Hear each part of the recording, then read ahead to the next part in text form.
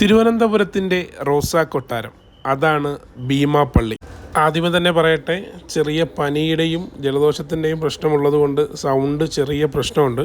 എങ്കിലും ഭീമാപ്പള്ളി ഉറൂസ് തീരുന്നതിന് മുമ്പ് അവിടുത്തെ ദൃശ്യങ്ങൾ നിങ്ങളുമായിട്ട് പങ്കുവെക്കണമെന്നുള്ളത് കൊണ്ടാണ് ഞാൻ ഈ വീഡിയോ ഇന്ന് തന്നെ ഇടുന്നത്. ഈ വർഷത്തെ ഉറൂസ് ഡിസംബർ 3-നാണ് തുടങ്ങിയത്, ഡിസംബർ 13-ന് അവസാനിക്കും.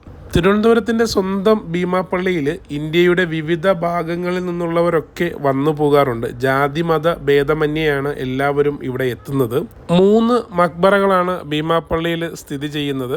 നീറുന്ന പ്രശ്നങ്ങളുമായിട്ട് ഇവിടെ എത്തുന്നവർക്ക് വളരെയധികം ആശ്വാസം ലഭിക്കുമെന്ന് പഴമക്കാർ പറയുകയും അതിൻ പ്രകാരം ഇപ്പോഴും ഒരുപാട് പേര് ഇവിടെ സന്ദർശനത്തിന് വേണ്ടി വരികയും ചെയ്യുന്ന കാഴ്ചയാണ് നമുക്ക് ഭീമാപ്പള്ളിയിൽ കാണാൻ സാധിക്കുന്നത്. ഇവിടെയുള്ള ഒരു കിണറിന് മരുന്ന് കിണറെന്ന് പേര് പറയുകയും ആ കിണറ്റിലെ വെള്ളം കൊണ്ട് ഏത് മഹാരോഗവും മാറുമെന്നും ഒരുപാട് പേര് വിശ്വസിച്ചു പോരുന്നു. നബി പരമ്പരയിൽപ്പെട്ട ഭീമാ ബീവിയുടെയും മക്കളുടെയും മക്ബറകളാണ് ഇവിടെ സ്ഥിതി ചെയ്യുന്നത്.